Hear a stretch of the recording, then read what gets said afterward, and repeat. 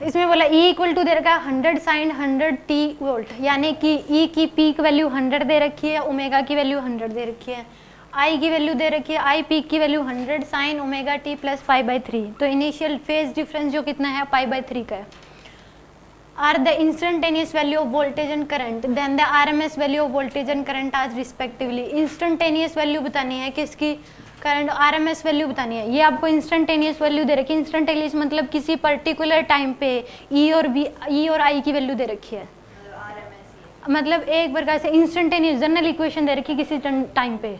हम नहीं लिख देते T इक्वल टू किसी जनरल टाइम पे V की वैल्यू ये होगी, तो वो दे रखी है आपको, और I दे रखा है करंट इतना।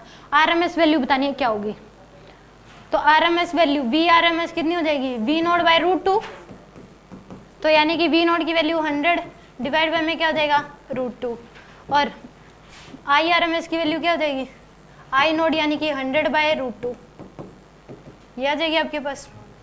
सोल्व कर लो इसको, इसमें सोल्व करके क्या रहा आंसर, क्या कह रहे हो,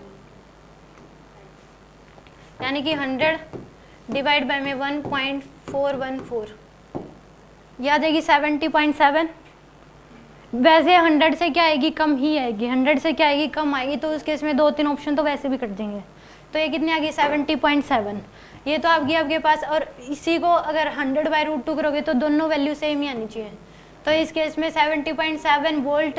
अब देखो ये किस में दे रखा है, मिली एम्पियर में, और ये वोल्ट में दे रखा है, तो मिली एम्पियर और वोल्ट में आंसर आएगा, तो ए ऑप्शन आ जाएगा। अब देखो ये तो हो ही नहीं सकता था, क्योंकि पीक वैल्यू जब 100 है तो RMS वैल्यू कम होगी।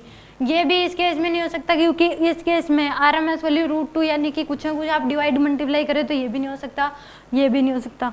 तो इस केस में, और इन दोनों में से कोई हो सकता है, मिली एम्पियर और वोल्ट। ये वोल्ट और एम्पियर दोनों में दे रखा है। अब ये मिली एम्पियर में दे रखा है, तो RMS वैल्यू भी किस में आएगी, मिली एम्पियर में। सीधा फॉर्मूला लगाना था V0/√2 I0/√2। आगे आप समझो।